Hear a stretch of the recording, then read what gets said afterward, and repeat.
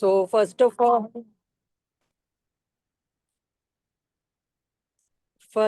I would like to uh, tell you about GSF, our organization. This GSF is Gyan Shakti Seva Foundation, registered by Government of India, MCA, Niti Aayog Darpan, Anudan 5 S Anudan 12A ATC CSR ISC Startup India. This is situated at New Delhi, India. And the vision of our um, organization is to cultivate a world where every individual, regardless of circumstance, thrives in an environment of dignity, compassion, and opportunity. And our mission is to ignite transformative change by channelizing resource, knowledge, and empathy towards the betterment of society.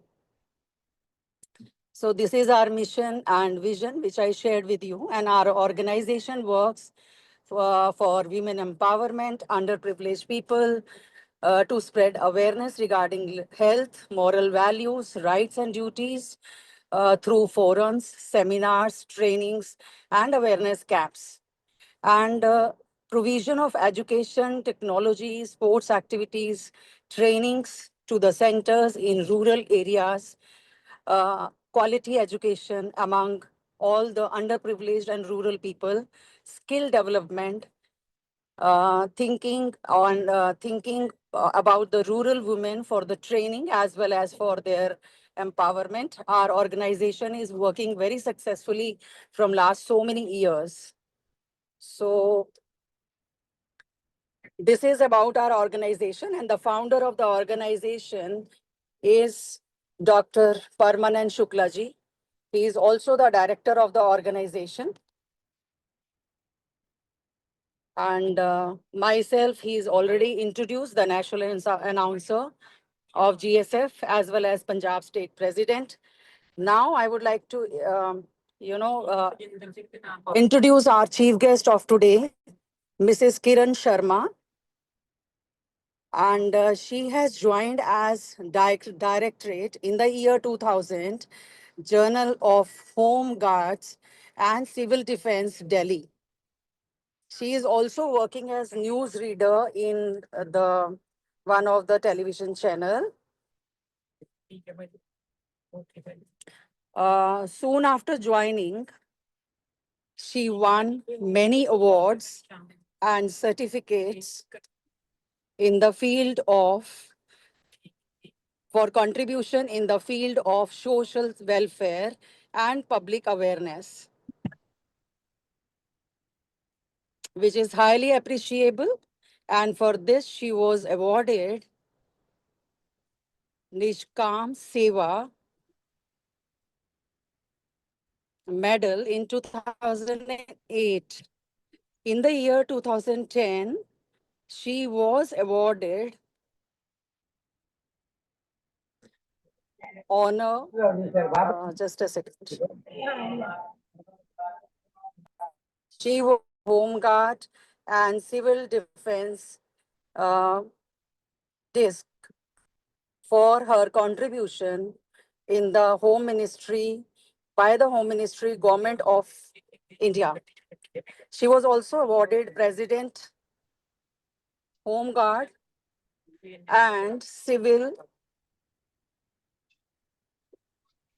Defense Medal in 2015 for her mentorship and all the memorial services on the occasion of Independence Day 2015. So you are welcome, ma'am, for the session. And I'm so sorry that little delay in the reading is just because I'm traveling, and I was just scrolling it to read about you. And we are honored to have you in our session today. Now the session is all yours. Thank you so much.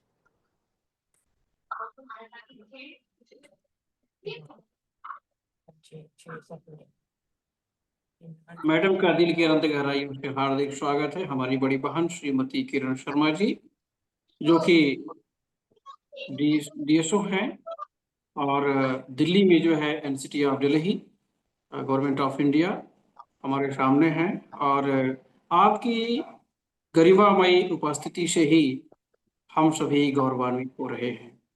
और हम ये चाहते हैं आज आपके आशीर्वाद से जो हमें यह ज्ञान मिलेगा, वास्तव में ज्ञान शक्ति सेवा फाउंडेशन महिला शक्ति का प्रतीक है, नारी शक्ति का प्रतीक है। आप सभी जानते हैं, पिछले दिनों ही हमको नारी शक्ति अवार्ड कॉपीराइट मिला हुआ है। एक बार जोरदार क्लैपिंग सभी लोग करेंगे। और नारी शक्ति अवार्ड ये अब आपका हुआ और ज्ञान शक्ति सेवा फाउंडेशन का हुआ। तो ये एक गौरव के क्षण है। और आप सभी को जो है जानकर बहुत खुशी होगी कि आपकी 10 किताबें एक साथ पब्लिश हुई हैं ज्ञान शक्ति सेवा फाउंडेशन के माध्यम से। और अब जो है ज्यादा देरी नहीं करते हुए मैं मंच पर आमंत्रित करता हूं नारी शक्ति की प्रतीक, नारी महिमा की प्रतीक, हमारी बड़ी बहन ज्ञान शक्ति की प्रतीक सम्माननीय श्रीमती किरण शर्मा जी। आज आपके आशीर्वाद से हम सभी अभिषिंचित होंगे। बहुत बहुत धन्यवाद। नमस्कार। सर्वप्रथम मैं विशेष रूप से बधाई देना चाहूंगी ज्ञान शक्ति फाउंडेशन के संस्थापक और निदेशक भाई परमानंद शुक्ल जी को, कि जैसा कि इन्होंने अभी बताया कि हाल ही में इस संस्थान को जो है वो नारी शक्ति सम्मान देने प्रदान करने वाली ये एकमात्र संस्था बन गई है। तो इस विशेष उपलब्धि के लिए मैं इस फाउंडेशन के संस्थापक परमानंद शुक्ल जी को बहुत बहुत बधाई दे रही हूँ।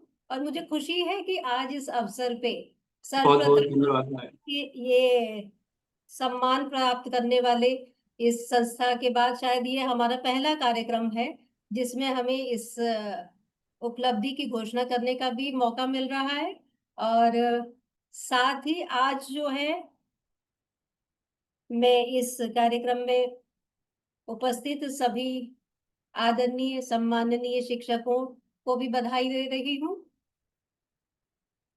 क्योंकि आज ये संस्था जिस तरह से काम करती है, महिला सशक्तिकरण, सुरक्षा, संस्कृति और सशक्तिकरण के बारे में, जब हम नारी की सशक्तिकरण के बारे में बात करते हैं तो आज मुझे बहुत खुशी हो रही कि आज जो ये विशेष दिवस है, ये एक कोइंसिडेंस है, लेकिन आज हम सब तीज का त्योहार भी मना रहे हैं, जिसमें कि महिलाओं को हम वाहिनी कहते हैं संस्कृति की।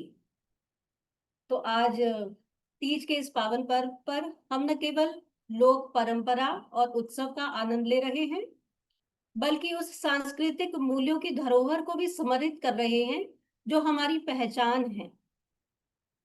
तीज केवल एक त्योहार नहीं है, बल्कि ये संयम, त्याग, श्रद्धा और सामाजिक जुड़ाव का प्रतीक है। और यही मूल्य शिक्षा में भी उतने ही प्रासंगिक है। तीज जैसे पर्व जो पारंपरिक रीति रिवाजों और स्त्री सशक्तिकरण का सांस्कृतिक आधार है, उनके माध्यम से शिक्षकों को विद्यार्थियों में सम्मान, परंपरा और परिवार के प्रति कर्तव्य बोध की भावना उत्पन्न करनी चाहिए, ऐसा मेरा मानना है। तो मैं पुनः एक बार सभी उपस्थित जनों को आज के इस पर्व की बधाई देते हुए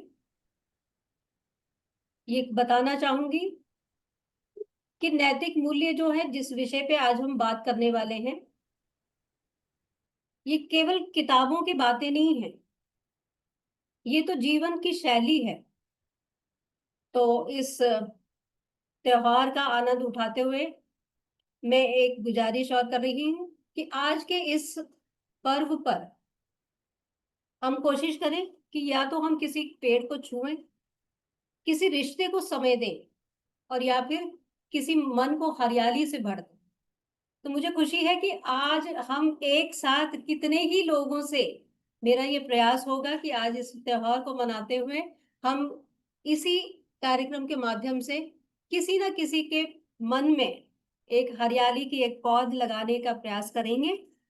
और शिक्षक क्योंकि एक बहुत बड़ा ओहदा है, शिक्षक का आचरण किस तरह का होना चाहिए, क्योंकि वही जो है वो वाहक हैं हमारी संस्कृति के, हमारी परंपरा के, ज्ञान के।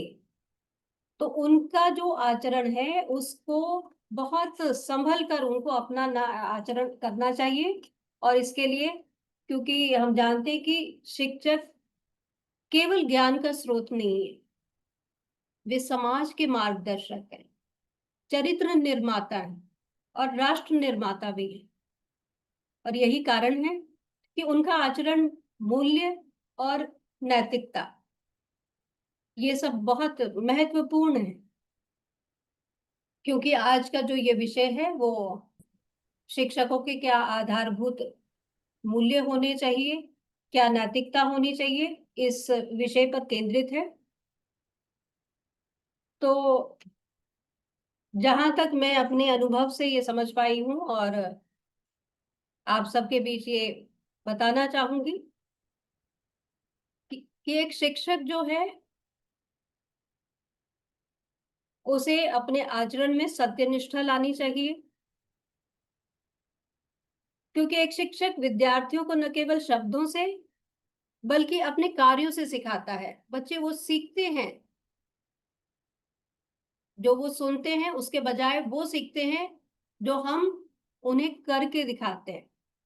तो इसलिए एक शिक्षक को सदैव क्या होना चाहिए, सत्य और ईमानदारी के मार्ग पर चलना चाहिए और उसे वो अपने व्यवहार में ये आचरण लेके आना चाहिए। उन्हें निष्पक्ष होना चाहिए, क्योंकि हर विद्यार्थी की जो क्षमता है वो अलग अलग है। तो ये शिक्षक का कर्तव्य है कि वे बिना किसी भेदभाव के विद्यार्थियों को समान अवसर दे। और आजकल के इस सिस्टम में जब हम देखते हैं कि एजुकेशन का जो सिस्टम है उसमें ये जब तक राइट ऑफ एजुकेशन इसमें समाहित किया गया है, तो उसके उपरांत एक अनिवार्यता हो गई है कि स्कूलों में भी कुछ प्रतिशत जो है वो बच्चों को ऐसे बच्चों के लिए आरक्षित किया गया है जो कि सामाजिक रूप से कमजोर वर्ग से होते हैं, आर्थिक रूप से कमजोर वर्ग के हैं। तो लेकिन शिक्षक का ये कर्तव्य है कि वो निष्पक्षता के साथ, बिना किसी पक्षपात के, चाहे वो किसी धनाढ्य वर्ग से हो या किसी आर्थिक रूप से कमजोर वर्ग से हो, उसके लिए विद्यार्थी जो हैं वो समान रूप से महत्व रखने वाले होने चाहिए। उसको, एक शिक्षक का ये कर्तव्य है कि वो अपने विद्यार्थियों को समान अवसर दे और सामाजिक स्थिति अथवा धर्म, किसी जाति के आधार पर भेदभाव के विरुद्ध, भेदभाव के किए बिना वो उनके साथ अपना इंटरेक्शन रखे। साथ ही करुणा और नैतिकता और सहानुभूति, सहानुभूति की बजाय मैं कहना चाहूंगी कि सह अनुभूति, क्योंकि सहानुभूति तो फिर भी एक नकारात्मक शब्द अगर हम शिक्षकों के स्तर से कहेंगे तो वो नकारात्मकता की ओर लेके जाएगा। तो मुझे ये लगता है कि सह अनुभूति, कि जैसा हम अपने लिए समझते हैं वैसा ही सामने विद्यार्थी की स्थिति को भी उस सह अनुभूति के साथ उसकी परिस्थिति को समझने का प्रयास करें। क्योंकि हर बच्चा, हर विद्यार्थी एक अलग तरह का है, उसके सामर्थ्य अलग हैं। तो हमें एक शिक्षक को ये चाहिए कि वो हर व्यक्ति की स्थिति को समझे, उसकी विपरीत या विषम परिस्थितियां जो उसको सामना करनी पड़ रही है पारिवारिक या सामाजिक स्तर पर किसी भी कारण से, उसका भी आभास करते हुए वो उस अपने आचरण को रखे और उसी के प्रकार अपने विद्यार्थियों को समय दे और उनको प्रोत्साहन दे। साथ ही समय की और पाबंदी, क्योंकि मैंने शुरू में ही कहा है कि शिक्षक जो है अपने आचरण से बहुत कुछ सिखाता है। तो ये समझने के लिए कि हम कितने ही कह लें कि नहीं आपको ये करना है, ऐसे करना है, ऐसे करना है, लेकिन वो आपको सुनने की बजाय वो आपको ऑब्जर्व करता है। कोई भी विद्यार्थी वो आपको ऑब्जर्व कर रहा है तो ये हमेशा अपने दिमाग में रखें कि आप जो भी कह रहे हैं, सुन रहे हैं या निर्देश दे रहे हैं, क्या आप उस निर्देश को स्वयं उसका पालन करते हैं कि नहीं। ये आपको स्वयं के लिए इवैल्यूएशन अपना रखना है और जारी रखना है, हमेशा रखना है। तो हमारा आचरण ऐसा होना चाहिए कि हम अपने वचनों की बजाय अपने कर्मों से अपने विद्यार्थियों को सिखाएं। और जब आचरण की बात करते हैं तो शायद ये मेरे व्यवहार है कि अब भले ही मैं इसमें होमगार्ड्स और सिविल डिफेंस जैसे एक अनुशासित इसमें हूँ प्रोफेशन में, जहां चाह के भी मुझे अपना एक केस ध्यान आ रहा है कि जब मैं नई नई भर्ती होके इस विभाग में आई थी तो हमारे जो प्रशिक्षक थे, जब नया नया अभी मेरा इस विभाग में सफर शुरू हुआ था तो उसका कुछ समय 6 महीने लगभग हमारा प्रशिक्षण का रहता है। तो हमारे जो एक प्रशिक्षक थे वो स्टेज पे खड़े होके सभी जवानों को, जो भी भर्ती नए नए रंगरूट आए थे, उनको अपनी भाषा के माध्यम से संबोधित करते हुए, अब वो भाषा ऐसी थी कि मतलब मैं शायद यहाँ उसका उच्चारण भी ना कर पाऊं, क्योंकि उन्हें ये लगता था सहज है कि यदि वो उस भाषा का प्रयोग नहीं करेंगे, गाली गलौज नहीं देंगे, तो ये शब्द जो जवान इनके सामने खड़े हैं शायद ये अनुशासन का पालन नहीं करेंगे। तो वो प्रशिक्षण के उपरांत मुझे उन्हें बहुत विनम्र स्वर के साथ ये कहना पड़ा कि सर आपका इस भरे स्टेज पे खड़े होकर इन जवानों के लिए प्रति जो संबोधन था, कहीं ना कहीं उससे जो है मुझे लगता है कि आपको ये शोभा नहीं देता। मैं बड़े विनम्र स्वर में मुझे ये कहना पड़ा और मैंने कहा ये चीज कि आप जिस मुकाम पे आज खड़े हैं वहां से खड़े होकर आप इस तरह से जिन जवानों को संबोधित कर रहे हैं, तो क्या आपको नहीं लगता कि ये क्या आपसे सीख के जाएंगे और क्या ये अपने व्यवहार में उस चीज को उसी तरह से अपनाएंगे, तो क्या ये सही होगा।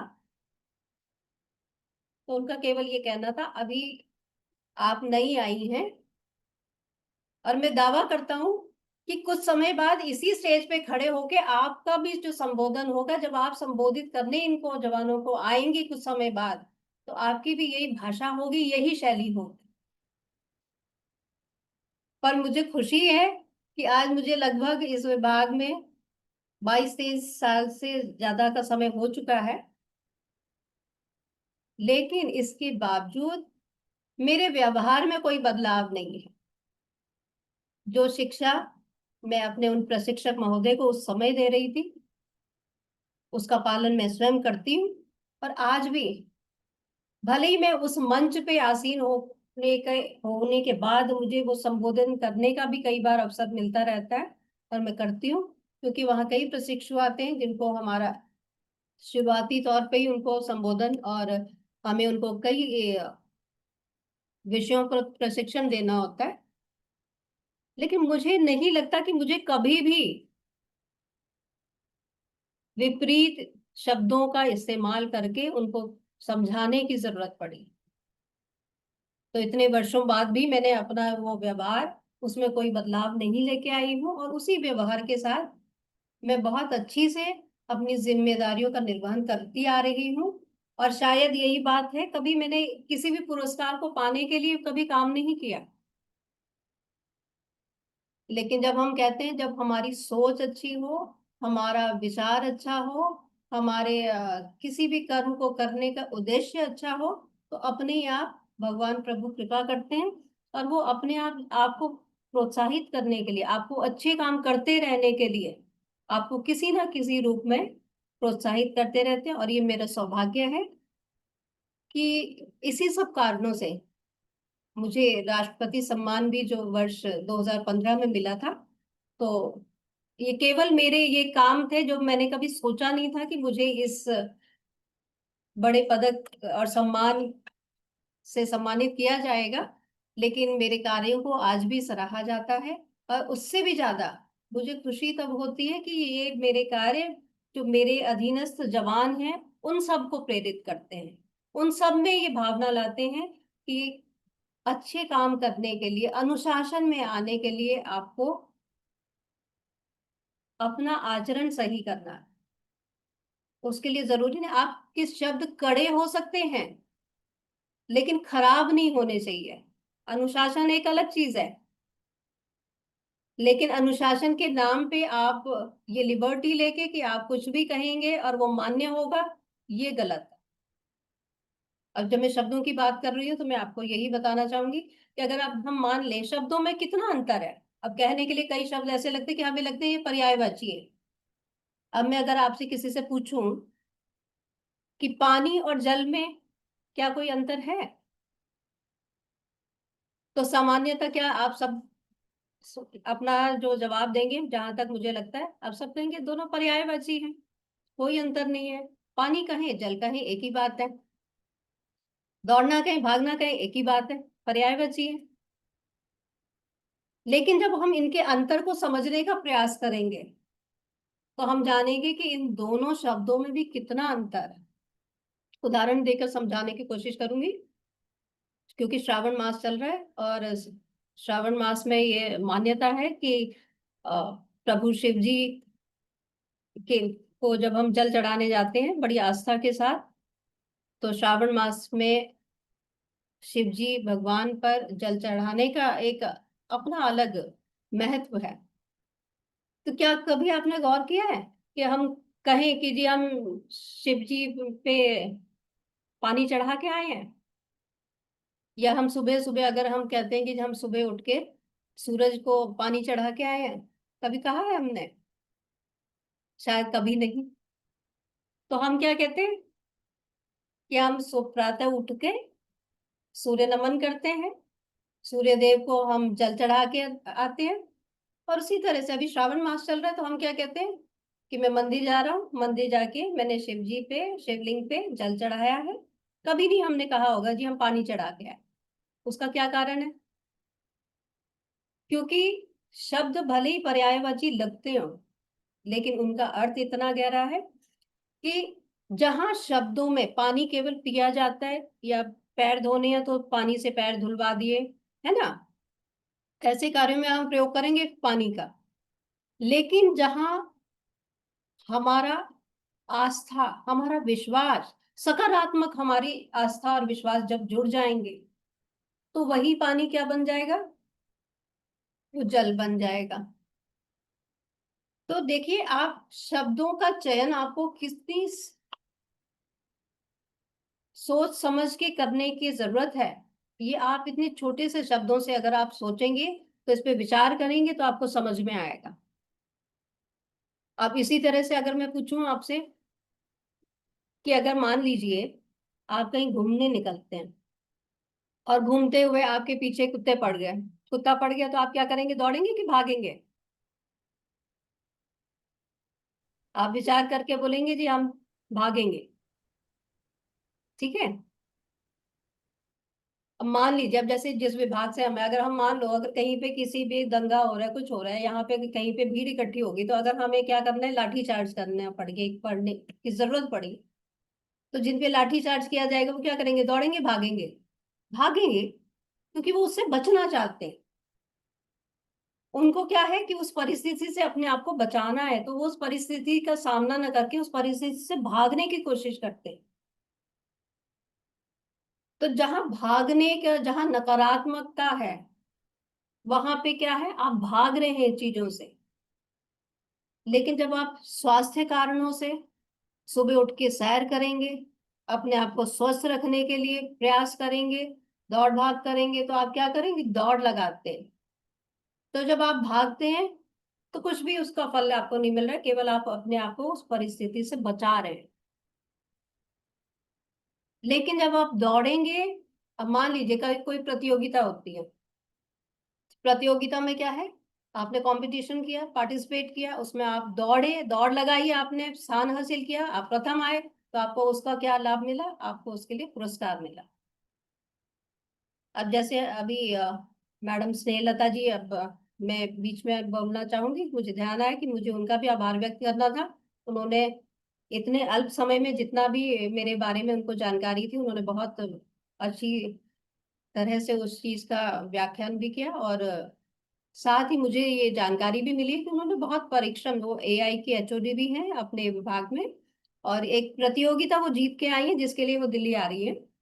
तो वो भी विशेष रूप से बधाई की पात्र है। तो मैं ये कहना चाहूंगी कि वो, ये उनका जो प्रयास था, वो अपने बच्चों के साथ, अपने विद्यार्थियों के साथ जो परिश्रम, जो दौड़ भाग उन्होंने की है, उसका परिणाम है।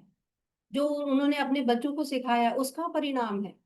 तो जिसके लिए उनको पुरस्कार मिल रहा है, जिसके लिए वो पुरस्कार प्राप्त करने हेतु यहाँ दिल्ली आ रही है। तो यही अंतर है। जब हम किसी चीज से भाग रहे हैं, उसका कोई हमें लाभ नहीं है। पसीना भागने में भी आएगा, आपकी पसीने पसीने हो जाएंगे, दौड़ लगाएंगे तब भी आपको पसीना आएगा। हो सकता है दौड़ भागने में भी और दौड़ने में भी अटैक भी आ जाए, लेकिन क्या है, आप ये देखिए कि उसका परिणाम क्या है।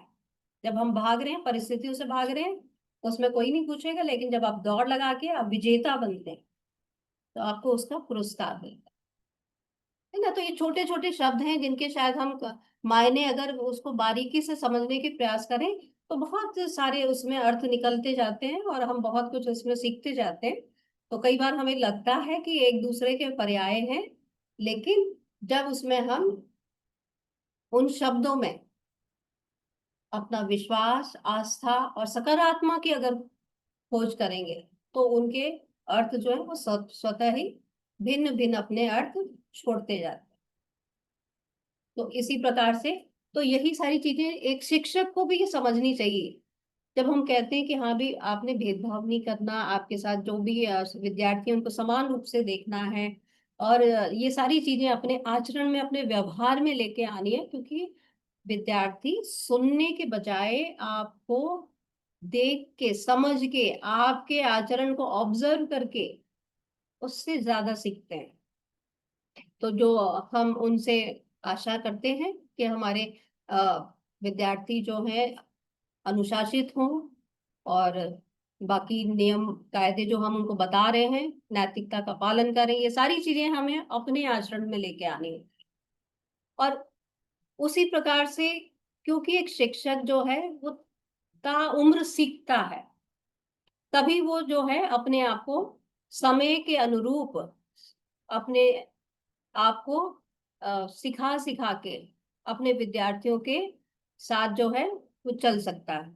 तो स्व अध्ययन और निरंतर सुधार की एक अपेक्षा जो है वो विद्यार्थियों के बीच होनी चाहिए। क्योंकि ये जो ज्ञान का संसार है, ये बहुत अथाह सागर के समान है और ये हमेशा बढ़ रहा है। तो शिक्षक को भी निरंतर सीखते रहना चाहिए। और एक सच्चा शिक्षक जो है वो वही हो सकता है जो अपने आप को जो है हमेशा एक विद्यार्थी बना के रखे। मैं कहती हूँ, मेरी एक बिटिया है और मैं अब इवन अपनी बेटी से भी बहुत कुछ सीखती हूँ। वो बहुत कुछ मुझे सिखाती है। कई बार हमें लगता है कि हम जो कह रहे हैं वही ठीक है, लेकिन जब हम अपने विचारों को स्वतंत्र छोड़ दें और उन्हें ये मान के चले कि हम जो है, हम भी इंसान हैं, हमसे भी गलतियां होने की संभावनाएं हैं, और हम जिससे बात कर रहे हैं उसके भी अपने एक्सपीरियंस हैं, वो अपने तजुर्बे से बहुत कुछ हमें सिखा सकता है। तो कई ऐसे इंस्टेंस भी होते हैं जब हम बच्चों से भी बहुत कुछ सीखते हैं। और शिक्षक जो है उसको एक समाज में एक आदर्श के रूप में देखा जाता है, और उसकी छोटी छोटी बातें भी हैं जो विद्यार्थियों के जीवन में बहुत गहरी छाप छोड़ती हैं। और इसी के उदाहरण अगर मैं दूंगी, तो क्योंकि जब मैं खुद एक विद्यार्थी थी, लगभग मैं शायद छठी या सातवीं कक्षा में रही होंगी, तो मुझे ध्यान है कि मेरी एक जो इंग्लिश की टीचर हुआ करते थे, क्योंकि मुझे थोड़ा बहुत अलग अलग, थोड़ा कलात्मक और कई सारे तरह के शौक में रखती हूँ। और यही कारण है कि इस पुलिसिया विभाग में होने के साथ साथ मैं, जैसा कि स्नेहलता जी ने बताया भी, कि मैं न्यूज रीडर भी हूँ। तो वो केवल मेरा शौक है, क्योंकि क्योंकि ये एक रेयर कॉम्बिनेशन है। तो ऐसा कॉम्बिनेशन बहुत कम देखने को मिलता है, पर क्योंकि मेरा शौक भी, मैं अपना साथ में कोशिश करती हूँ, और ये एक परिवार के तरफ से भी, क्योंकि हमेशा सहयोग रहा है, तो मैं कोशिश करके ये दोनों भूमिकाएं भी बहुत अच्छे से निभा पाती हूँ। तो उसकी वजह यही है कि शायद कुछ संस्कार ऐसे मिले हैं और कुछ ऐसी चीजें सीखी हैं, और अभी भी अपने आप को एक विद्यार्थी के रूप में समझती हूँ, हर किसी से सीखने की कोशिश करती हूँ। जैसा कि मैं बता रही थी कि विद्यार्थियों के जीवन में एक शिक्षक किस प्रकार से छाप छोड़ता है, तो जो मैं अपनी 6ठी या 7वीं कक्षा की एक बात बता रही थी, तो मुझे ध्यान है कि एक हमारी जो अंग्रेजी की टीचर हुआ करती थी, तो क्योंकि मैंने कहा अलग अलग तरह से लिखने का मुझे शौक था, कभी कैसी राइटिंग, कभी कर्सिव, कभी कैसा कभी कैसा। तो जो एक दिन जब उन्होंने होमवर्क दिया, मैं करके गई, तो अगले दिन कहने लगी कि ये तुमने नहीं किया। और मैंने काफी प्रयास किया, मैडम मैंने ही किया है। नहीं नहीं, तुम झूठ बोल रही हो, ये तुम्हारी हैंड राइटिंग नहीं। मैंने बहुत प्रयास करके समझाने की कोशिश करी, मैडम ये मैंने ही लिखा है। उन्होंने कुछ पन्ने पलटे, फिर देखा, फिर कहा इतना झूठ बोलने की जरूरत नहीं है, ये कोई भी बता सकता है, ये तुम्हारा किया हुआ काम नहीं है।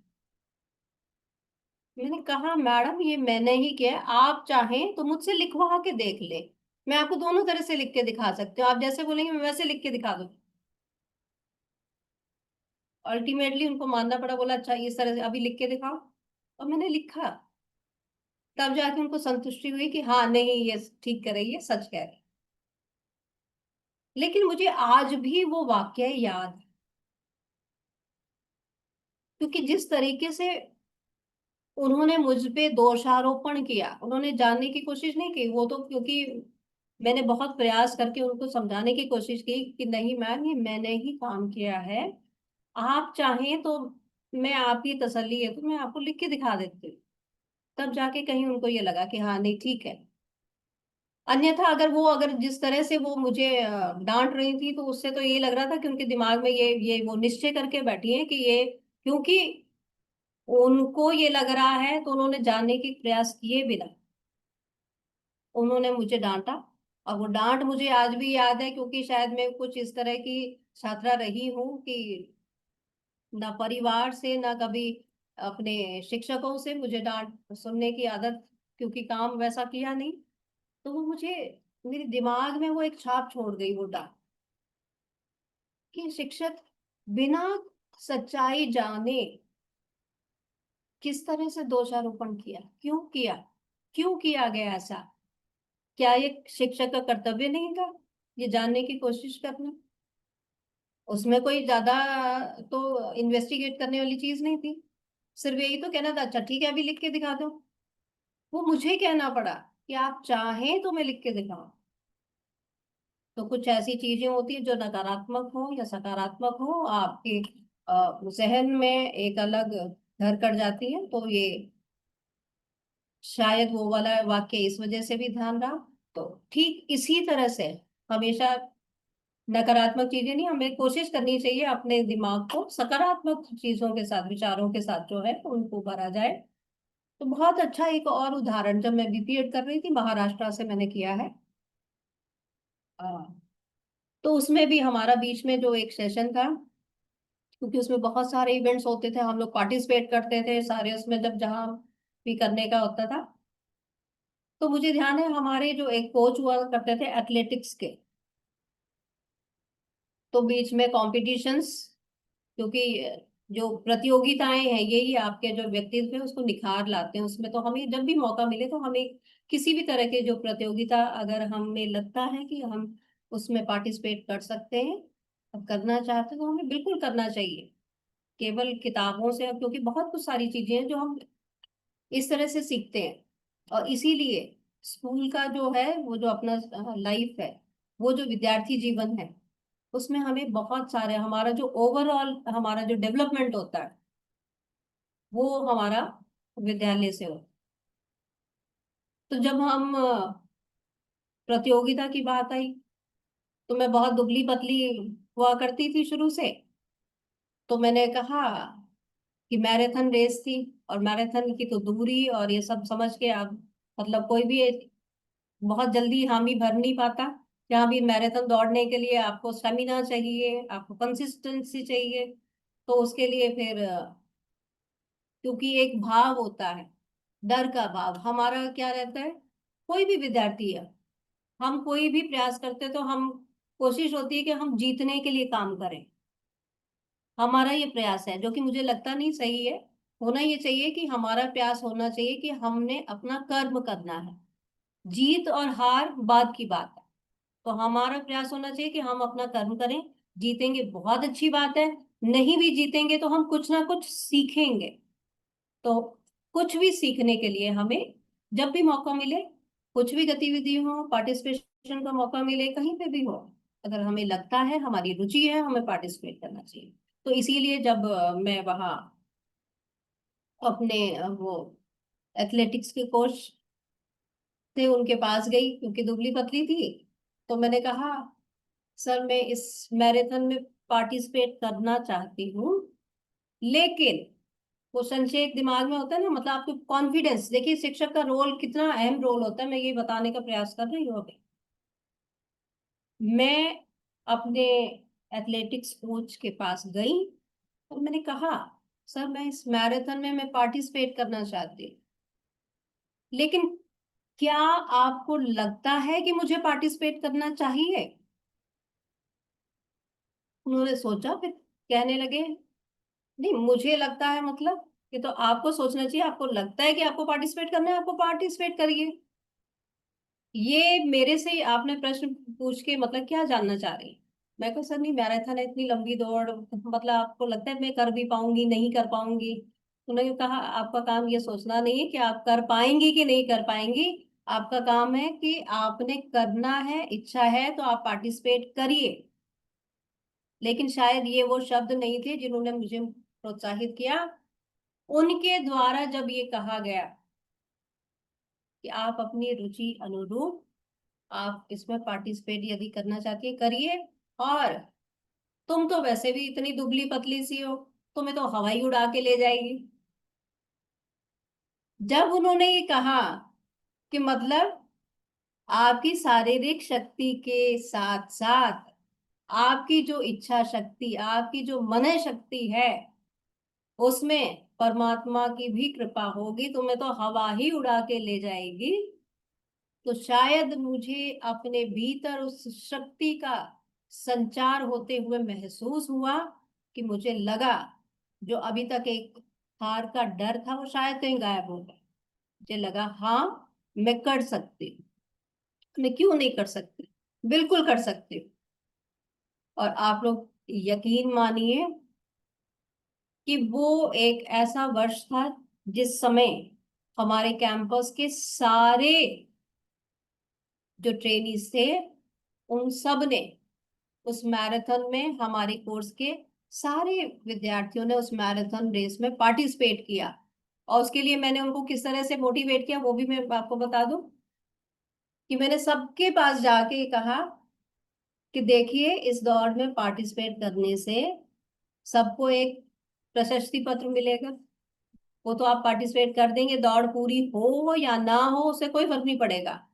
अगर आपने रजिस्ट्रेशन करवा लिया है और आप उसके लिए भागेंगे, स्टार्ट पॉइंट पे जाएंगे और आप खड़े होके उसमें दौड़ लगाना शुरू कर देंगे, तो आपको जो है प्रमाण पत्र मिलना तय है। और उसके बाद आपकी इच्छा है, आप जितनी दूरी तक आप सहजता से दौड़ सके दौड़े, और नहीं तो उसके बाद पीछे एम्बुलेंस आ ही रही होगी।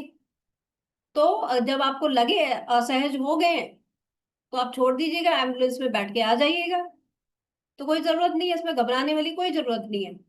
तो सबको इस तरह से मैंने, वो उसको आप मैनिपुलेट कहिए, शब्दों का मैनिपुलेशन कहिए या जो भी कहिए, लेकिन सबके दिमाग में ये बिठा दिया कि इसमें घबराने वाली कोई चीज नहीं है, मैराथन है भले ही कोई बात नहीं, लेकिन धीरे धीरे जो भी समय है उसमें जब तक सहज लगेंगे हम दौड़ेंगे, और पार्टिसिपेट करना तो ठीक ही रहेगा, उसका कुछ ना कुछ आपको आपका जो है सर्टिफिकेट का और सबका बेनिफिट हमारे कोर्स में भी मिलेगा। वो सारी चीजें हमारी इसमें क्वालिटीज उसमें ऐड होती जाएंगी। और साथ में जब भी लगेगा कि हाँ भी नहीं हम इस चीज के लिए हम थक गए, नहीं संभव नहीं है, तो पीछे आ रही हुई एम्बुलेंस में हम बैठ के वापस आ ही जाएंगे। तो ये करके सबको जो है मैंने मना लिया सबने। और वो एक ऐसा टाइम था जब आप मानिए कि जब ये मैराथन और बाकी सारे कॉम्पिटिशन्स खत्म हो गए तो उस समय इस बात की विशेष तौर पे घोषणा की गई और ये चीज अनाउंस की गई कि ये पहला वर्ष है, पहला साल है जिसमें कि इस मैराथन में 100% पार्टिसिपेशन था और ये पहला साल था जिसमें 100% लोगों ने इस मैराथन को कंप्लीट किया था। किसी भी एक भी व्यक्ति द्वारा, एक भी प्रतिभागी द्वारा एम्बुलेंस का प्रयोग नहीं किया गया। वो एम्बुलेंस खाली आई। तो उसका कारण कि जब तक आपके भीतर, आपके मनोबल को बढ़ाने के लिए आपके भीतर ये प्रेरक शब्द आपके दिमाग में गूंजेंगे कि हाँ आप कर सकते हो, और आपके साथ बहुत सारी सकारात्मक शक्तियां आपके साथ हैं, वो आपको इस कार्य को करने में सहयोग देंगी, तो आप उस कार्य को बिना किसी बाधा के आप उसको पूर्ण करते हैं। तो ये कुछ ऐसे एग्जाम्पल थे जो मैं अपने उससे भी बता रही थी। तो ये बताने का जो तात्पर्य है कि मैं बताना चाह रही हूँ, अगर आप अपने विद्यार्थियों को नकारात्मक रूप से प्रभावित करोगे, वो भी उसके दिमाग में एक छाप छोड़ेगा और वो वैसा ही भाव लेके आगे बढ़े। लेकिन एक शब्दों का देखो कितना महत्व है। तो जब भी हम अपने विद्यार्थियों से या अपने परिवार के किसी भी सदस्य, क्योंकि जब शिक्षक केवल विद्यार्थियों को शिक्षा देने तक सीमित नहीं है, उसका आचरण ऐसा होता है कि वो हर किसी को अपनी जीवन शैली से, अपने व्यवहार से, जिसके साथ भी वो बात करता है उससे प्रभावित करता है। और ऐसा नहीं है केवल हम शिक्षा केवल अपने शिक्षकों से लेते हैं। जब मैं कह रही हूँ, मैं अपनी बिटिया से भी सीखती हूँ, मैं अपने घर के प्रत्येक छोटे बड़े हर प्रत्येक सदस्य से सीखती हूँ, मैं अपने जवानों से सीखती हूँ। तो इसका मतलब है कि वो मैं कोशिश करती हूँ हर उसमें सकारात्मक उसको विचारों को ढूंढने की। और यही कारण है कि भले ही मेरा प्रयास कई सारे इनाम पाने का ना हो, लेकिन वो कहीं ना कहीं से मुझे इस तरह के अवार्ड्स देकर भी सम्मानित किया जाता रहा है, क्योंकि प्रभु की कृपा हमारे सकारात्मक विचारों के साथ हमें आगे भी काम करने का प्रयास और बल देती है। और इसी तरह का एक और अगर मैं उदाहरण दूं, ज्ञान की शक्ति, क्योंकि ये हमारा जो फाउंडेशन है ज्ञान शक्ति फाउंडेशन है, तो ज्ञान का महत्व किस प्रकार से प्रभावित करता है ये भी समझने की जरूरत है, और परिवार के सदस्य किस तरह से प्रभावित करते हैं। तो एक पोता देखता है अपने दादाजी को कि वो रोज प्रातः उठ के नियम के साथ, नियम पालन करते हुए वेदों का पाठ पठन ये सब इन कार्यों में लगे रहते हैं। तो एक दिन उत्सुकतावश वो पोता अपने दादाजी से पूछता है, दादाजी ये आप क्या पढ़ते रहते हैं, मेरे तो कुछ भी समझ में नहीं आता है।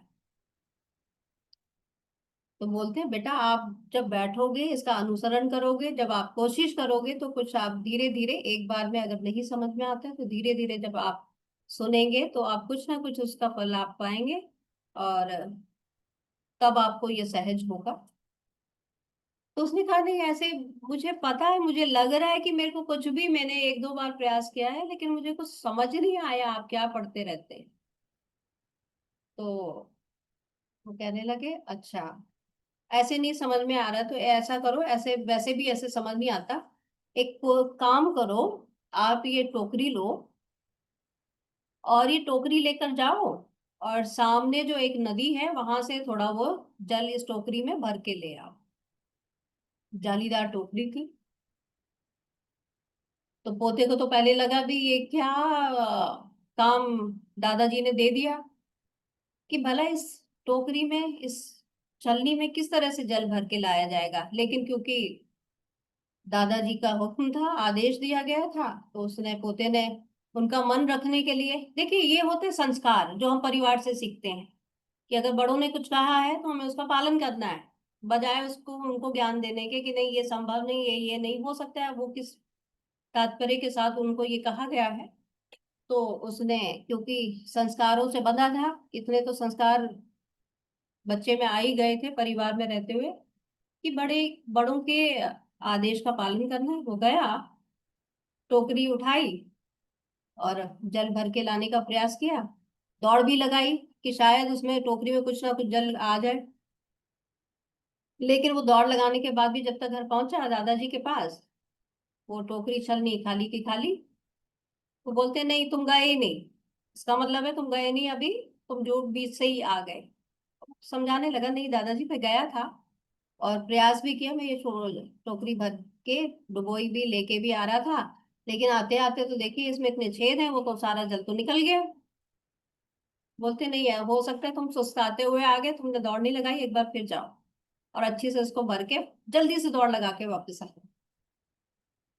उसने फिर, क्योंकि आदेश था, गया, कोशिश की, जल भरा और इस बार थोड़ा और ज्यादा फुर्ती के साथ दौड़ लगाते हुए वापस आने का प्रयास किया, ताकि अपने दादाजी को समझा सके कि दादाजी मैं इतनी दौड़ लगा के आया हूं और इसमें केवल इतना ही जल, सिर्फ क्योंकि मैं इतनी तेज दौड़ा था तो लेके आ पाया हूँ।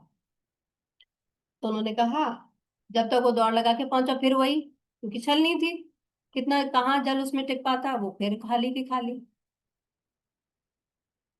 ऐसे ही ये क्रम 2-3 बार चलता रहा और वो थक हार के बहुत समझाने का दादाजी को प्रयास करता रहा, दादाजी ये संभव नहीं हो पा रहा है, आप देखिए मैं कितनी फुर्ती से अपनी दुगनी स्पीड के साथ में जाके ये लाने का प्रयास कर रहा हूँ, लेकिन आपने मुझे काम ही ऐसा दिया है कि ये संभव नहीं है। तब वो उसके दादाजी ने उसे समझाया कि जो टोकरी है इसे लेके आओ, अब इसकी हालत देखो। जो पहले ये टोकरी कोयले या इससे कितनी काली हो रखी थी, ये जो तुम 2-3 बार ये जो प्रयास करके इसमें पानी लाने का प्रयास किया है, उससे ये छलनी, ये टोकरी धुल के कितनी निखर गई है। तो इसकी स्थिति को, अगर इसकी परिस्थिति, अब इस टोकरी को तुम पहले वाली टोकरी से ऑब्जर्व करने की कोशिश करो तो ये कितनी साफ है। तब उसको समझ में आया कि ज्ञान भी यही काम करता है। सबकी एक कैपेसिटी है, सब अपने आप में कौन कितना, देखिए शिक्षक वही है, लेकिन विद्यार्थी एक अलग अलग क्षेत्र में, हल अलग अलग उसमें अपने आप को कहाँ से कहाँ पहुंचा देते हैं, उसकी अपनी मेहनत है। ज्ञान देने वाला शिक्षक वही है, लेकिन उसको ज्ञान को किस रूप में लिया जा रहा है उस पे भी बहुत बातें निर्भर करती हैं।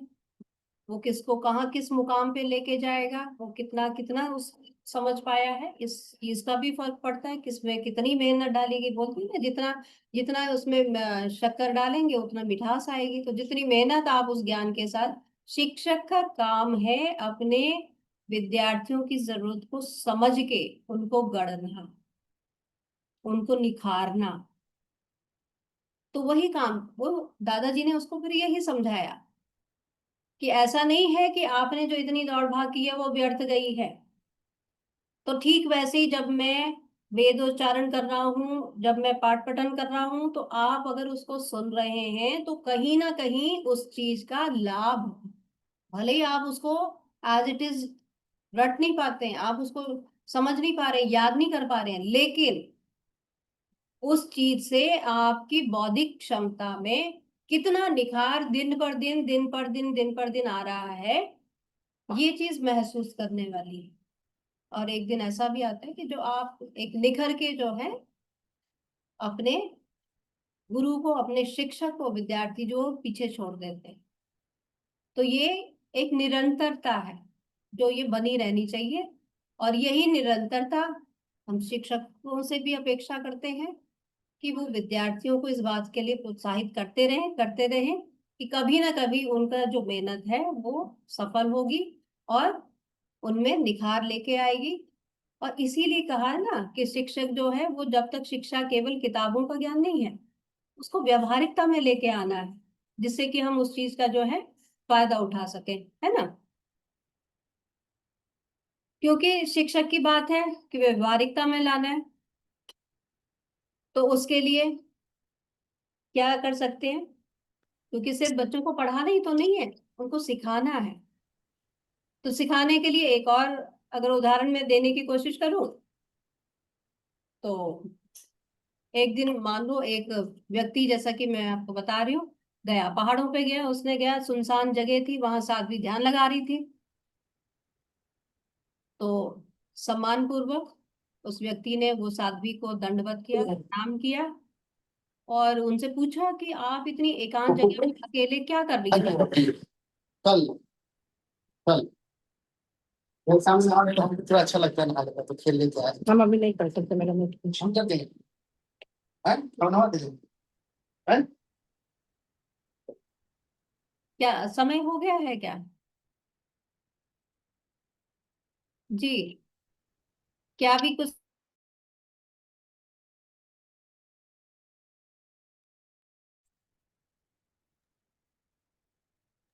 मैम कंटिन्यू, एक्चुअली किसी का माइक ऑन हो गया था। आपका सेशन बहुत ही अच्छा चल रहा है, अभी 5 मिनट है, और इस बेहतरीन सेशन के लिए आपका बहुत बहुत धन्यवाद। कंटिन्यू मैम, आप ओपन कर लीजिए, माइक ओपन कर लीजिए।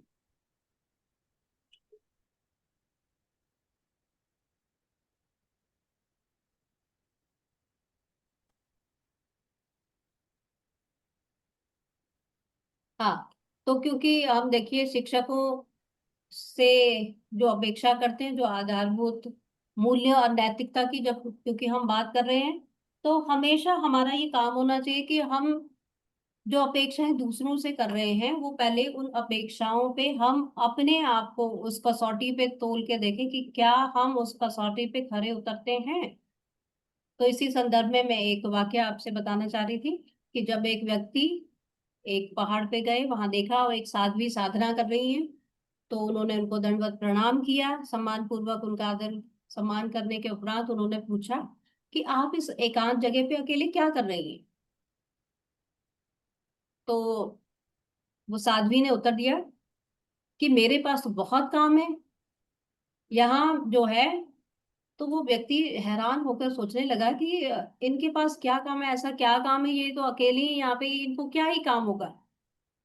तो जिज्ञासावश वो व्यक्ति वो साध्वी से पूछने लगे कि आपके पास यहाँ एकांत में आपके पास क्या काम है? तो मुझे तो यहाँ पे आसपास कुछ भी दिखाई नहीं दे रहा है। तो वो साध्वी ने उन्हें उत्तर दिया कि मुझे यहाँ रहकर दो बाज और दो चील जो है उनको प्रशिक्षित करना है, दो खरगोशों को सिखाना है, एक सांप को अनुशासित करना है, और एक गधे को प्रेरित करना है, और एक शेर को वश में करना है। तो वो महाशय पूछने लगे, और ये सारे प्राणी हैं कहाँ? मुझे तो कहीं कुछ भी दिखाई नहीं दे रहे।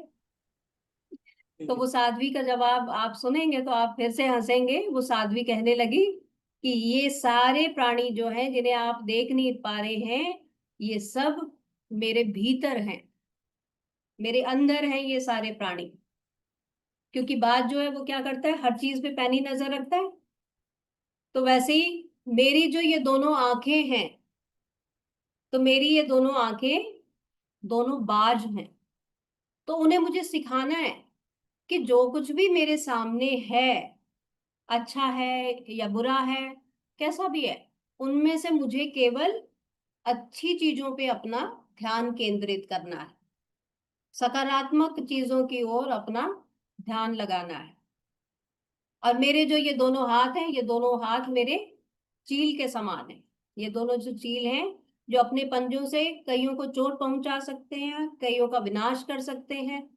क्योंकि देखिए काव्य तो हमारे अंदर ही है, ये तो हमने सोचने कि हम विनाश करना चाह रहे हैं या हम सृजन करना चाह रहे हैं, हम क्या, तो ये हमारे विचारों पे निर्भर करता है ना। तो मेरे ये जो चील के समान जो मेरे ये दो हाथ हैं, ये विनाश करने की शक्ति भी रखते हैं, लेकिन मुझे इन्हें सिखाना है कि इन हाथों से मुझे किसी को चोट नहीं पहुंचानी है, मुझे इसके लिए इन हाथों को प्रशिक्षित करना है।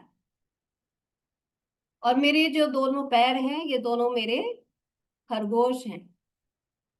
वे स्वेच्छा से भ्रमण करना चाहते हैं, घूमना चाहते हैं, कहीं भी जाना चाहते हैं, कठिन परिस्थितियों का सामना नहीं करना चाहते, कठिन परिस्थितियों में अपने आप को थका के बैठा देते हैं।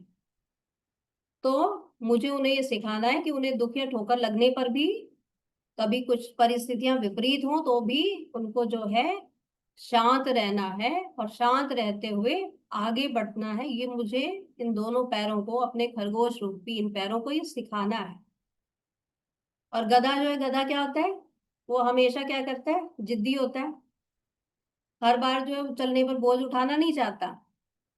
ऐसा ये गधे का स्वभाव है ना, तो बोझ उठाने से इनकार करता है। तो गधा क्या है, वो मेरा ये शरीर है। तो मेरा ये जो शरीर है, मुझे उसको मेहनती बनाना है, उसको परिश्रम से डर ना लगे, परिश्रम से थक के बैठना नहीं है। ये मुझे अपने शरीर को ये सिखाना है कि मेहनती बनो। और साथ में मेरी ये जो जुबान है, ये सांप के समान है। तो सांप को भी मुझे अपने वश में करना सबसे कठिन काम है। मैंने कहा, शब्दों का अंतर, आपके बोलने का लहजा, वही सांप जो मैंने आपको शुरुआत में कहा था, जब मंच पे एक प्रशिक्षक महोदय अपनी जीवा से जहर उगल रहे थे और मुझे उनको बाद में कहना पड़ा। तो यही कुछ एक्सपीरियंस, हमारे तजुर्बे ऐसे होते हैं कि उससे हमें लगता है कि हमें ये करना है। डू एंड डोंट्स हम अपने लिए उससे निर्धारित करते हैं। तो ये जो सांप है, इसको वश में करना बहुत बहुत मुश्किल काम है, लेकिन असंभव नहीं है, ये जान लीजिए। तो इस सांप को भी, ये जो जीवा रूपी जुबान है, उसको भी हमें वश में करना है। हालांकि हमारी जुबान जो है, ये 32 जो दांत और ये सब है, इसका जो एक छोटा सा पिंजरा है इसमें उसका बना हुआ है, उसके अंदर रहती है। लेकिन फिर भी जब भी मौका मिले तो ये डंक मारने और काटने में भी बहुत माहिर है और जहर उगलने की तैयारी में रहती है। हालांकि इसमें जेल रूपी, इसमें मुंह में हमारे इसमें बंद है, तो लेकिन वही है, मौका मिलते ही छोड़ते नहीं ना। तो लेकिन इसीलिए इसको प्रशिक्षित करना है कि मौका भी मिले तो अपने जो है शब्द बाण जो है सकारात्मकता के लिए, अगर वो बाण से हम किसी आपको उसमें जो है धरा से वो छेद करके हम उसमें से फव्वारा निकाले, पानी निकाले, तो समझ में आता है सकारात्मक है ना।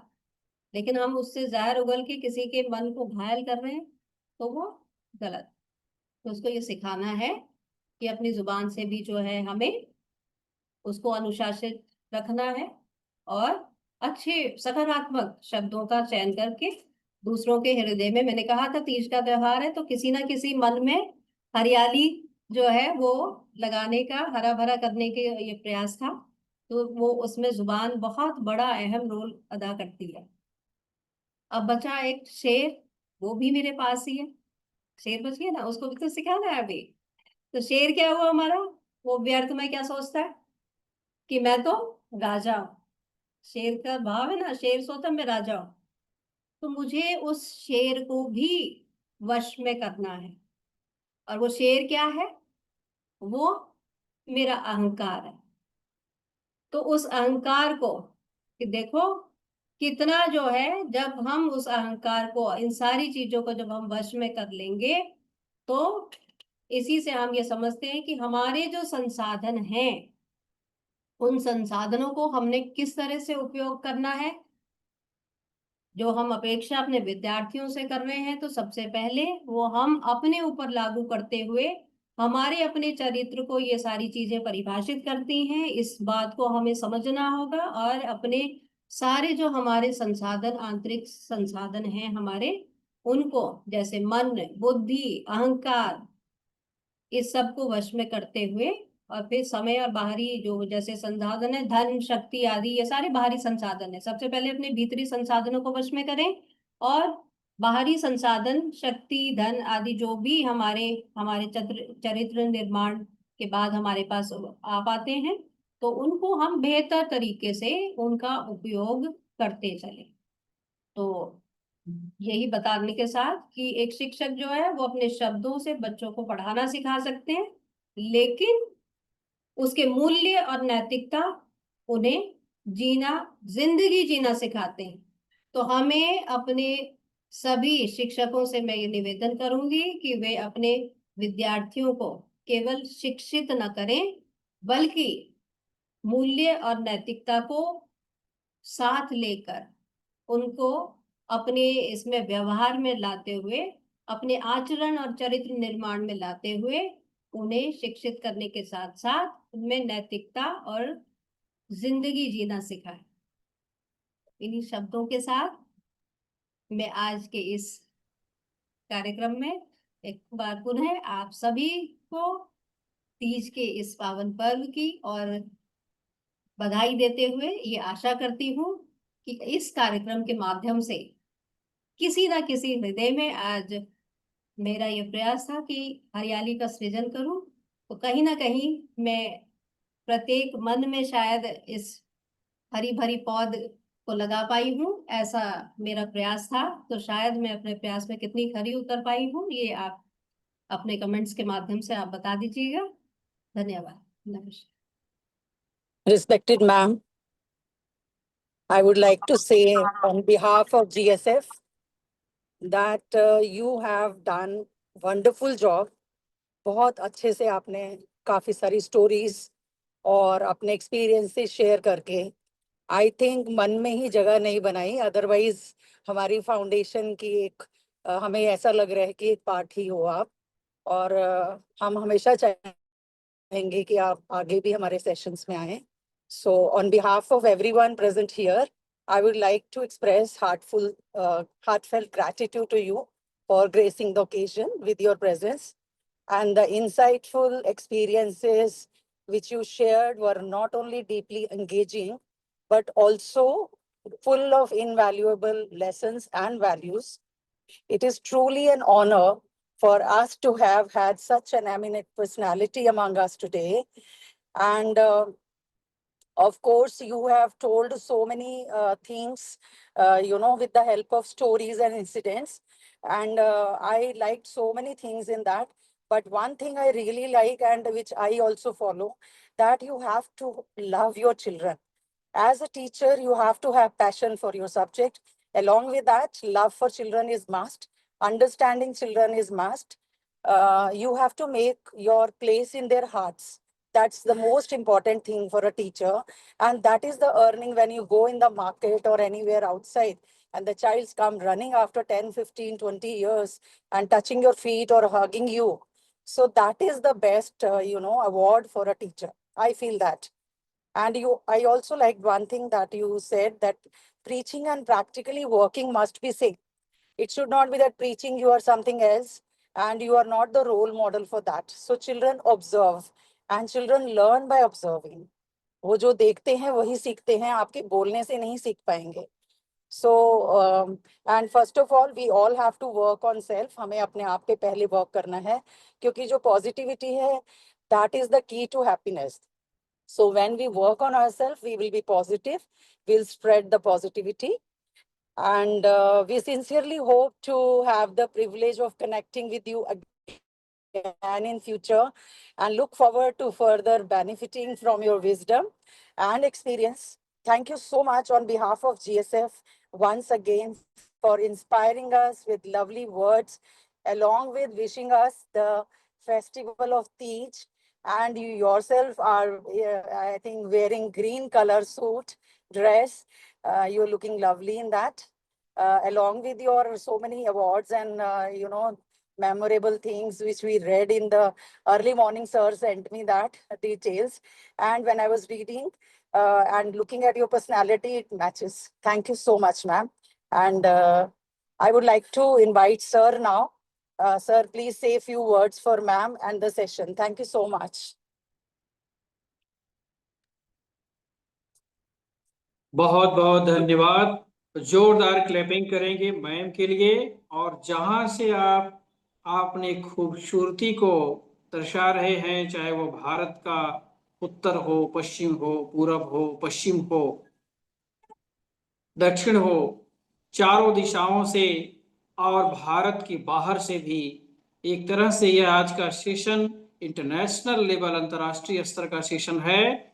और मैं इसी अनुरोध के साथ आप सभी से निवेदन करता हूं कि एक बार, केवल एक बार, जहां भी हैं, जिस स्थिति में है, आप सभी लोग अपना कैमरा ऑन कर दीजिए एक बार हम देखते हैं कि किस पोशाक में है आप, कहाँ पर हैं, कैसे हैं। ये खूबसूरत चेहरे, ये खूबसूरत लोग कितने अच्छे लग रहे हैं। हमें कोई फर्क नहीं पड़ता है, यहाँ सभी लोग हैं, हिंदू मुस्लिम सिख ईसाई सब हैं आपस में भाई भाई। यह एक बेहतरीन नज़ारा ज्ञान शक्ति सेवा फाउंडेशन नई दिल्ली भारत के मंच पर आज दिखाई दे रहा है। और हमारी बड़ी बहन, मैं जो दोनों हाथ जोड़ करके आपका शुक्रगुजार हूँ और दिल की अनंत गहराइयों से आपको बहुत बहुत धन्यवाद देता हूँ। आप इतने बड़े पद पर होते हुए भी NCT NCT of Delhi government और अनुशासन का जिसे केंद्र कहा जाता है, उस क्षेत्र से आप आती है और आज इतना बेहतरीन आपने अपना जो प्रेजेंटेशन दिया है लोगों के सामने और जो हम लोगों को सीख दिया है, वह एक बहुत ही बेहतरीन अधिगम है। और इसलिए जो है हम आपको यही कहेंगे कि ये एक जो आशीर्वाद आपने दिया है यह कम है। हम और चाहते हैं आपका आशीर्वाद और बार बार हमें चाहते हैं इस तरह के सेशन आपके हमारे बीच हों और हम सभी आपके आशीर्वाद से अभिसिंचित हों। तो मैं अपनी बड़ी बहन का दिल की अनंत गहराइयों से बहुत बहुत धन्यवाद देता हूं। और एक शख्स जिनका नाम मैंने अभी तक नहीं लिया है, लखनऊ सुपरफास्ट न्यूज चैनल, सीधे direct live Lucknow superfast news channel से कार्यक्रम चल रहा था स्टार्टिंग से ही लेकर के अभी तक। और मैं आपको सम्माननीय तिवारी जी को बहुत बहुत धन्यवाद देता हूं। और आज कितना गौरवान्वित पल है कि हमारे बीच हमारी बड़ी बहन, राष्ट्रपति मेडल अवार्डेड बहन यहाँ पर उपस्थित हैं। एक बार जोरदार इसके लिए भी क्लैपिंग आप सभी लोग करेंगे। कितना ही सुंदर लग रहा है ये मंच। और वास्तव में जो यह बेहतरीन हम लोगों को सीख मिली है, यह हमेशा प्रेरणा के रूप में और हमारे दिलों में वास करेगी। बहन, वास्तव में आज हरियाली और तीज का पर्व है और हरियाली और तीज का पर्व हमें एक बहुत खुशी आई जब बहन ने कहा। तो ये तीसरा हरियाली तीज महोत्सव महिला हाकर्स वेलफेयर एसोसिएशन, इसने जो है एक बार मुझे अवॉर्डेड किया था बुला करके दिल्ली में। तो मैं उन बहनों का भी नाम लेना चाहूँगा, बहुत बहुत धन्यवाद जहाँ भी हैं बहनें। और मैं उसमें एज चीफ गेस्ट था, लेकिन बहुत ही अच्छा लगा मुझे उस समय। और आज बहन ने जब याद दिलाया श्रीमती किरण शर्मा जी ने, तो मुझे ये बहुत ही अच्छा लगा कि वास्तव में आज कितना अच्छा दिन है। ये तो बहनों का ही दिन है आज। आज तो सारी बहनों का दिन है। आज बहनें यहाँ पर उपस्थित भी हैं। देखिए देखिए, आपको सच्चाई बताऊं, अगर कोई ये कहता है ज्ञान शक्ति सेवा फाउंडेशन पर्टिकुलर एक व्यक्ति का है, ये नहीं है, हम सभी बहनों भाइयों का है ये। और हम सभी बहन और भाई इसको लेकर के आगे बढ़ रहे हैं। और कैसे बढ़ रहे हैं, ये यहाँ पर बहनों की ज्यादा उपस्थिति दिखाई दे रही है कि बहनों का कितना बड़ा योगदान ज्ञान शक्ति सेवा फाउंडेशन में है। एक बार सभी बहनों के लिए भी जोरदार क्लैपिंग करेंगे और सभी भाइयों के लिए भी जोरदार क्लैपिंग करेंगे। नारी शक्ति को जो मैं लेकर चला था, आपको एक और परिचय में बताना चाहूंगा चंद क्षणों में, क्योंकि समय कम है, मैं जानता हूं सभी को। यहाँ ज्ञान शक्ति सेवा फाउंडेशन के फर्स्ट पेज पर अगर आप लोग देखेंगे, पुस्तक के फर्स्ट पेज पर जहां से पुस्तक स्टार्ट होती है, महारानी लक्ष्मीबाई, नारी शक्ति की प्रतीक महारानी लक्ष्मीबाई से ही स्टार्ट होती है ये पुस्तक, महारानी लक्ष्मीबाई। और इसके बाद जो है हमारी जो पुस्तक है नारी शक्ति सरोजिनी नायडू, भारत की कोकिला, नाइटिंगेल ऑफ इंडिया, दूसरे पेज पर। और तीसरे पेज पर हमारी राष्ट्रपति महोदया, महामहिम द्रौपदी मुर्मू जी। और ये तो हमारे मसीहा हैं, सम्माननीय हमारे प्रधानमंत्री जी। तो और नारी शक्ति की सबसे बड़ी प्रतीक जो कि इंटरनेशनल लेवल पर, अंतर्राष्ट्रीय स्तर पर अपनी छवि को रखती हैं, वह है हमारी, जोरदार क्लैपिंग करेंगे, निर्मला सीतारमण जी, हमारी वित्त मंत्री जी। तो उन्होंने जो है उनको भी हमने कवर किया हुआ है इंटरनेशनल लेवल पर, नेशनल लेवल पर। इस पुस्तक को ऐसे ही नहीं इंटरनेशनल अवार्ड मिल गया और ऐसे ही भारत सरकार ने इसको जो है जो हमें मान्यता दे दिया है, ऐसे नहीं दे दिया। इस पुस्तक को बनाने के लिए सैकड़ों राइटरों ने अपना सहयोग दिया है और सबसे बड़ी बात है हमारी चीफ गेस्ट महोदया श्रीमती किरण शर्मा जी का भी इसमें लेख है और बेहतरीन लेख है। और मेरे पिताजी का भी संदेश है इसमें, माता जी प्रेरणा स्रोत हैं, माता जी का भी इसमें इस पुस्तक के अंदर जो है दिया गया है सब कुछ। और इस फाउंडेशन को स्टार्ट करने वाली माता जी, मैं तो एक सरल शिक्षक हूँ और मुझे हिंदी का शिक्षक हूँ, मुझे बहुत ज़्यादा नॉलेज नहीं है, लेकिन माता जी ने जो भी जानकारी दिया, अब माँ को तो मैंने देख नहीं पाया क्योंकि मैं बहुत छोटा था, 2 साल का केवल था जब माता जी नहीं रही हमारे बीच। तो उनकी जो है, मैं शब्द बोल नहीं पाता इसके आगे जब माँ की याद आती है, तो इसके आगे जो है बहुत ही तकलीफ होती है। हमारे जितने भी राइटर्स ने लिखा है, और सबसे बड़ी बात है कि हमारी जो बहन किरण शर्मा जी हैं, ये देखिए आपका 22वें स्थान पर हमारी बहन नेशनल मेंबर के रूप में ज्ञान शक्ति सेवा फाउंडेशन की है। जोरदार क्लैपिंग करेंगे सभी लोग। और हमारी जो 108 बहनों ने बेहतरीन लिखा हुआ है, सारा सब कुछ इस बुक में है। मैं चाहूंगा कि आप लोग इस बुक को लें और पढ़ें, और सभी को बहुत जल्दी जो है भेज दी जाएगी। और आज जोरदार क्लैपिंग करेंगे। अब तक 7000 बुक जो है लोगों ने ले लिया है, 7000 बुक्स। ठीक है, तो जोरदार क्लैपिंग आप सभी के लिए। हम बहुत ही खेद के साथ कह रहे हैं, यहाँ पर बहुत सारी हमारी बहनें जुड़ी हुई हैं और सभी बहनें जितनी राइटर्स हैं उन सब तक अभी तक बुक नहीं पहुंच पाया। हमारी बुक जो है प्रिंट हो रही है ऑलरेडी, जो है लोग ले ले रहे हैं। इतना पब्लिशर प्रिंट कर रहे हैं, वो पब्लिशर्स मतलब एक एक मिनट के अंदर बुक बिक जा रही है और लोग ले रहे हैं उसको।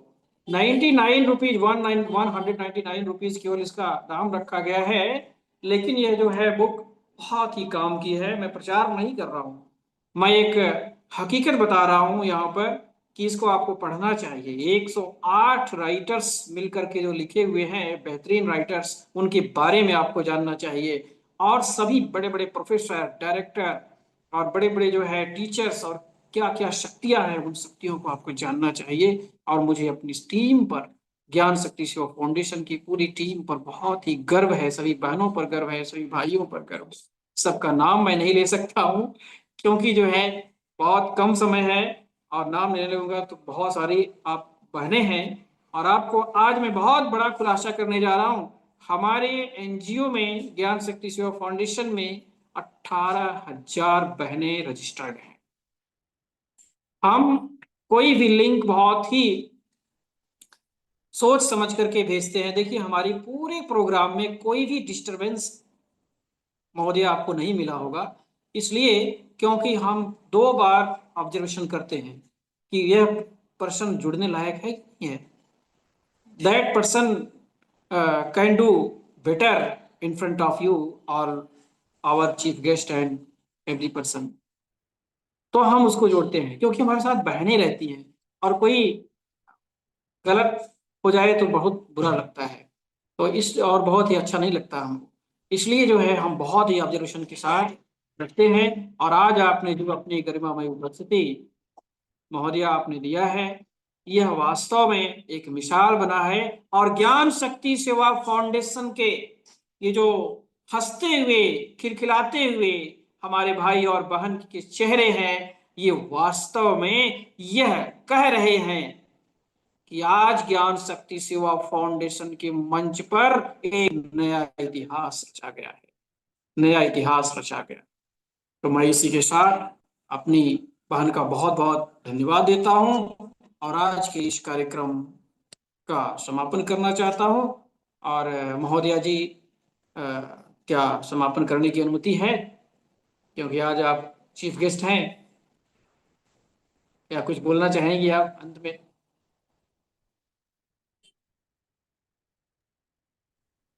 मैं केवल अब धन्यवाद अदा करना चाहूंगी कि आज इस विशेष अवसर पर आप सबके साथ जो भी बातें हम साझा कर पाए हैं, वो हम कहीं ना कहीं उस बातों को जितना भी हम समझ पाए हैं, हम अपने व्यवहार में, हम अपने आचरण में उनमें भी समाहित करेंगे।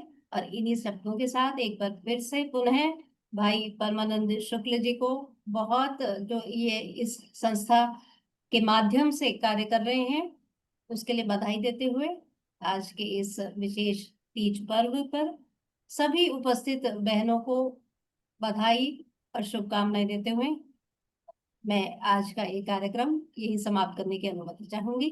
नमस्कार। बहुत बहुत धन्यवाद। और सभी लोग जो है फॉर्म जो है, जो हमारा अपना अटेंडेंस फॉर्म है, उसको भरना नहीं भूलेंगे, क्योंकि मैम की नेम, डिजिग्नेशन और साइन के साथ आप लोगों को सर्टिफिकेट मिलने वाला है। ये बहुत ही महत्वपूर्ण सर्टिफिकेट मिलने वाला है आप लोगों को, और इसलिए आप अटेंडेंस फॉर्म जरूर भरेंगे। इसके बाद आज 2 घंटे के अंदर आप सब, लगभग सभी लोगों को सर्टिफिकेट मिल जाएगा।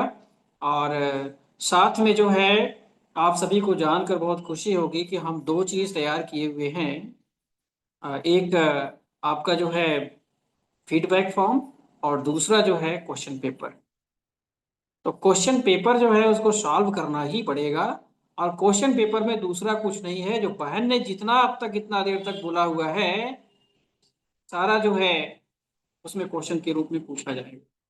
ठीक है, बहुत बहुत धन्यवाद आपका, बहुत बहुत धन्यवाद सभी लोगों का, बहुत बहुत धन्यवाद। और हमारी बड़ी बहन श्रीमती किरण शर्मा जी का बहुत बहुत धन्यवाद। आप एक विशेष पद पर नियुक्त होते हुए भी, और साथ में आकाशवाणी की मुख्य समाचार उद्घोषिका हैं। मैं आपका दिल की अनंत गहराइयों से बहुत बहुत धन्यवाद देता हूं। ऑल इंडिया रेडियो, और आप लोगों ने मैम की आवाज़ जरूर सुनी होगी, लेकिन आप साक्षात आप देख रहे हैं और सुन पा रहे हैं। ऑल इंडिया रेडियो प्रसारण तो होता ही रहता है, लेकिन मैम को आप लोगों ने कम देखा होगा या देखा ही नहीं होगा, लेकिन आपके सामने आज मैम दिखाई दे रही है। बहुत बहुत धन्यवाद मैम।